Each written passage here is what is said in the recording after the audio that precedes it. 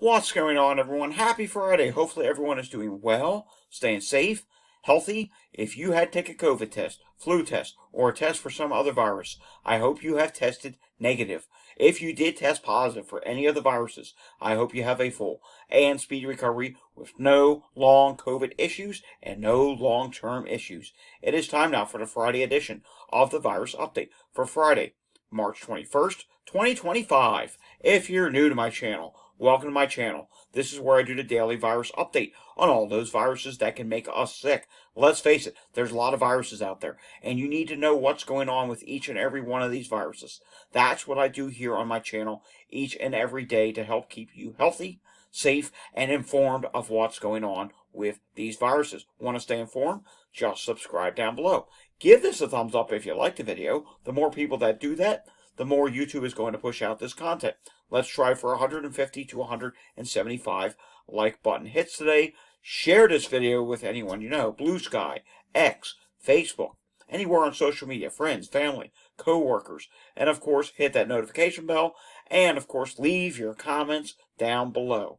Already, we do have several news stories today, and we do have new data that is in from the CDC. So we're going to go over all of that. I think this is going to end up being around close to a 20-minute video today. Shouldn't be as long today because we're pretty late with this update today. All right, measles cases in Texas. Here's the update on it now. Yeah, the Texas measles cases, it continues to grow, and it's actually grown now up to 309 cases. But we can take this a step further and include what's going on with New Mexico. When we come to both New Mexico and Texas combined together, which we do know there may be some links to these outbreaks, it's 350 cases now. So yes, it is over 350 cases. In fact, it's actually up to 351. New Mexico added 4 new cases, and Texas added another 30 cases today. This outbreak continues to grow, and it does not stop there. There are more cases of measles. Get this, in London, measles outbreak on London's doorstep hits 228 cases. Yes, this is a pretty big deal, and the hospitalizations there are now almost 20 of them over in London. Then we come over to this. This was posted on my site, datareport.info. Guy from North Carolina posted this, and it says, Alabama health officials investigate possible measles exposure. The Alabama Department of Public Health is investigating potential exposure after an unvaccinated child traveling through the state tested positive for measles. State Health Officer Scott Harris told the State Board of Health Thursday the child was passing through Alabama on the way to a beach destination with family and made a brief stop at a motel. While the child was likely infectious at the time, state health officials said they have not identified any high-risk exposures in Alabama. The case was confirmed after the child underwent an examination in another state. So, yes, Alabama now joins the growing measles issues. And get this, in Vietnam, big problems really big problems. Vietnam faces measles outbreak with over 42,000. Yes, let me repeat that. 42,000 suspected cases. That is just a huge number. It says as of March 21st, 2025, Vietnam is grappling with a widespread measles outbreak that has affected various provinces across the country from the start of the year until March 20th. The Ministry of Health reported a staggering 42,488 suspected cases of measles, including 4,027 confirmed cases. Just the number of confirmed cases alone, that is a huge number. So, yes, this is very bad at this time. And, of course, we're watching measles cases increase all around the world. All right, taking a look at what is going on now with bird flu. And we see in Omaha, Nebraska, bird flu confirmed in dead geese at Heartland of America Park. 5 geese were dead, 3 more tested for H5N1 avian influenza. It's estimated as many as 90 birds were near the lake at the time. And I gotta say something.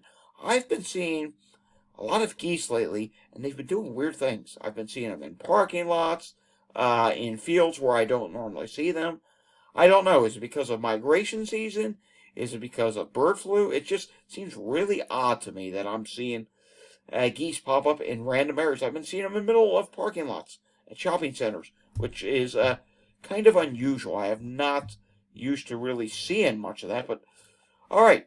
Remember we had that case of H5N1 bird flu back, I think it was about a month or two ago, in Ohio, human case. Well, CDC has confirmed it's the D1.3 genotype in recent H5N1 case in Ohio. And yes, more sequencing has been done, and that's what they have found about this. And it was a poultry worker that was working on a farm, and the patient had initially tested negative on upper respiratory samples, but was positive on lower respiratory tract sampling. So yes, he was hospitalized with both respiratory and non-respiratory symptoms, and now we know it was, in fact, H5N1 bird flu. All right, moving on to this from Mike Honey in Australia. COVID-19 weekly stats updates. The risk estimate continues its upward trend to 0.5% currently infectious, or 1 in 215. That implies a 13% chance that someone is infectious in a group of 30 in Australia at this time. And you can see on this chart, it's been continuing to rise since about February. Waves driven by the new LP.8.1 variant have shown relatively low peaks in most places, and it's showing relatively slow growth in the Australian genomic sequencing data. So slow growth, that's actually a good thing. That means it's not causing a rapid rise or a rapid wave at this time. In Louisiana, it is whooping cough cases that are the problem. Whooping cough cases are on the rise in Louisiana, and 2 infant deaths have now been reported. Louisiana is seeing an alarming rise in whooping cough cases, with the state's Department of Health reporting 2 infant deaths within the last 6 months. These are the first such fatalities since 2018. So yeah, that is not a good thing whatsoever. The disease spreads through coughing, sneezing, and close contact, and can initially appear as a simple cold. In 2024, Louisiana saw 153 reported cases, a significant increase compared to just 12 the year before. Now, just 3 months into 2025, wow, the state has already confirmed nearly 100 cases.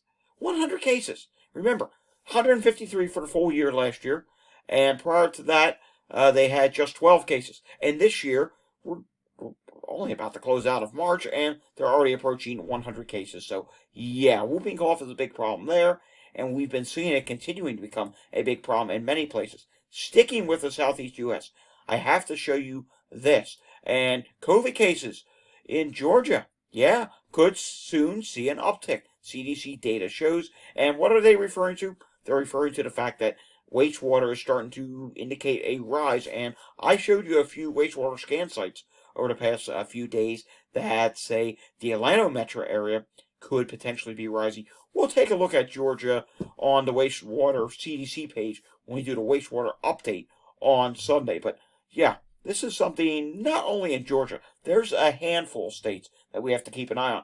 New York State is definitely one of them. I'll show you some New York State data in just a little bit. All right, taking a look at this. Breaking. This is from Sci-Fi, posted on X. Breaking. The CDC reports flu-like illness patient visits continue at the highest in probably more than 5 decades over the last 52 weeks. The highest in 5 decades. That's really bad. We're going to skip these first 2 graphics. We're actually going to go to that page in a little bit, but take a look at this. Top 28 states by unweighted ILI, which is influenza-like illness, percentage on week 11, 2025, and total patient denominators are in the bars, indicate states with week 11 record high influenza-like illness. And though not a state, look at New York City. New York City is way up there right now. District of Columbia is way up there. Look at Ohio. It's got a little mark next to it. It actually says record high.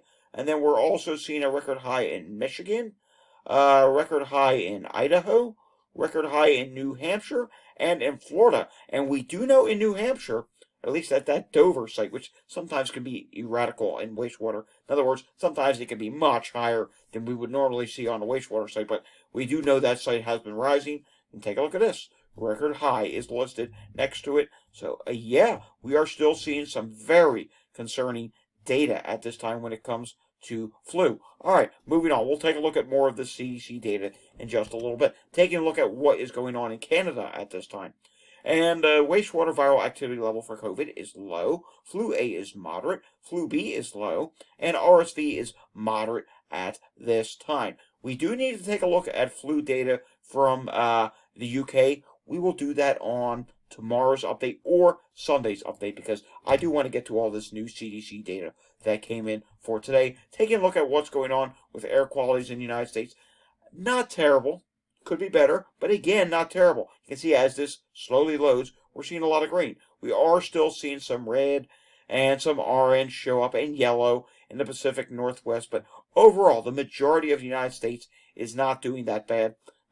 Well, I guess this is not going to load. Let's try again, but overall, not terrible for air quality today. We have definitely seen worse days than today. There we go. You can see Southeast, just a few problems.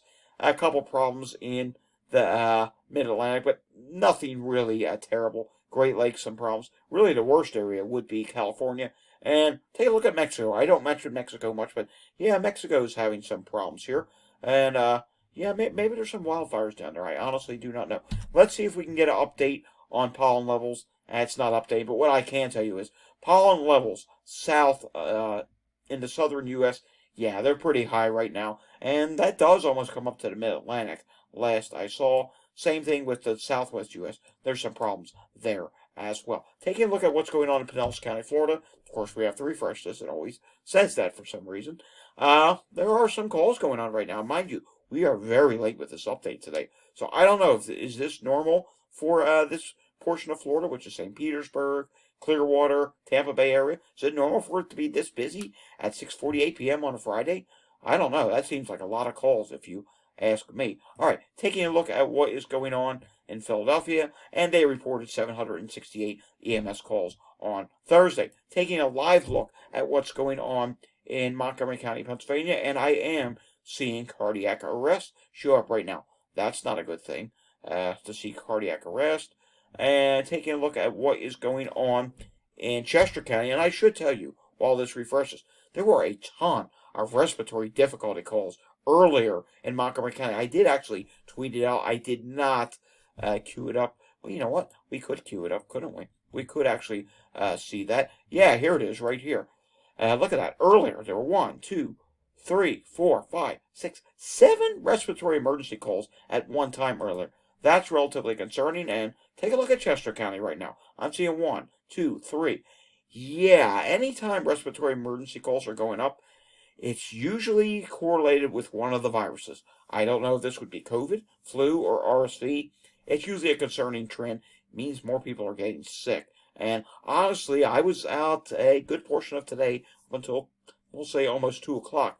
I did not hear a lot of people coughing today, so I don't know what's going on. Usually, if I hear a lot of people coughing, usually wastewater for something is starting to go up in this area. Taking a look at what's going on with the hospital situation, and I actually do have some good news here. First off, we can see here there's several hospitals that's in yellow right now. That's not good news. But remember I was telling you about these 2 hospitals in southeast Pennsylvania, Taylor Hospital and Crozier Hospital. Looks like some sort of a plan has been, or a deal has been made with various different health systems to help keep that open, at least for now. It is going to stay open. I'll pull up the full story tomorrow, and I'll include that in tomorrow's update. I'm sure there's cases like that all around the country because we know that there is a big healthcare system problem in this country. Taking a look at what's going on with New Jersey, and we can see, for the most part, New Jersey's not doing bad today, but Penn Princeton Medical Center, yet again, they're having patient volume issue, and in the comments, it just says high volume at this time. All right, New York State, bad news. New York State added another 1,339 cases. Does not include these at-home tests. And you can see here the overall trend is continuing to be upward. And we're going to have to continue to keep an eye on this. Here's where it gets even worse. New York City. Look at this. Yeah, New York City hospitalizations continuing to rise. And it almost looks like it's picking up the pace. 373 people hospitalized, 43 people in the ICU at this time. Yeah, that number is going up. And look at that. It's almost half, if not more than half, of the total hospitalizations for the state. 748 people hospitalized and 83 people in the ICU at this time. Let's take a look at hospital admissions. Are they starting to increase? Let's go back to New York City hospital admissions. Yeah, they're still rising. Wow, it's almost starting to go vertical. So that is really concerning. We're going to have to keep an eye on New York City. I'm going to be looking to see if I see any news stories about it. Chances are we probably won't. Again, 373 hospitalizations there. That is more than, that's almost more than half of for the entire state. So something clearly not going right in New York City. Skipping over Walgreens, and let's take a look at some new data that is just in from the CDC, and I have to show this to you. Unfortunately, some bad news. Right now, it's not terrible yet, but concerning. It's something we've been following on Wastewater Scan. Not going to show Wastewater Scan today, but here's the CDC wastewater page. And take a look at this. So in the purple here, we can see here, that's the South. The South for wastewater, COVID has gone up. The Midwest, which had the biggest wave this winter, you think would have a little bit of immunity, starting to go up once again. When we take a look at the national level, it did not drop. It did not drop. It actually just ever so slightly went up a little bit, just inched upward. Now, we still see the West dropping here, and we also see the Northeast. It went up ever so slightly, and the West dropping here is actually completely different from what's going on at Wastewater Scan. Matter of fact, you know what? Yeah, let's real quickly just go over to Wastewater Scan, and I do just want to show you the nationwide level. Again, the CDC came in and said, oh, well, maybe some of these regions are rising. Well, take a look. Wastewater Scan now says the rise has stopped, and now it's starting to drop for COVID at this time. And we take a look at all the regional trends. We can see here that the Midwest, yes, it's in agreement with the CDC. The Northeast, most recent update, maybe that's a wonky movement, dropped a little bit. Overall, it was starting to rise. And when we take a look at the West, yeah, the West is starting to rise a little bit for COVID. And when we take a look at the South, again, I'm not sure why the South all suddenly just dropped after it had agreement with what it was showing yesterday on. This was in agreement with the CDC, and now suddenly CDC says, well, it is going up. Wastewater Scan dropped a little bit. All right, let's continue on because there are a few more things that we need to look at from the CDC. We'll take a look at the rest of the viruses over the weekend from the CDC. We can see here, again, COVID levels. You can see it's not dropping. The drop has paused, and it has paused at a moderate level at this time. The latest variant of COVID, now this did not update, but I will tell you this anyhow. The latest variant of COVID is LP 8.1, and that is at 47%. XEC is at 26% at this time. Taking a look at what is going on with influenza-like illness activity in the United States, and we can see things continue to improve here. Take a look at this. We're going to go backwards, and you can see the trends have been improving, but there are still some areas that are relatively high. You can see a large number of states: Maine, New Hampshire, New York, Ohio, Michigan, New York City, which is a city, not a state, New York itself, Tennessee, South Carolina, Louisiana, New Mexico, and even up in Oregon, still at the highest level of the high category. And then there's some other states that are below that, and then there's a lot of states now that are in the moderate category, some in the low, and even a couple that are in minimal at this time. So again, that does continue to improve. Here's something else that is good. While we're seeing the uncertain signals coming from wastewater, we are not yet seeing an increase in emergency department visits for people diagnosed with COVID. This is some good news to report. Taking a look at what's going on with epidemic status trends in the United States for COVID, it's likely growing in New York, Maryland, Oklahoma, and Washington at this time. Everywhere else is not estimated, not changing, likely declining, or declining at this time. And when we come down to epidemic trends for influenza, everywhere is either declining, likely declining, not estimated, or not changing. So yes, this map continues to improve, but we again have added a few places that are dealing with some likely growing status for COVID. Alrighty, before we move on to our last couple of things, let's take a hydration break. Let's drink some water, shall we?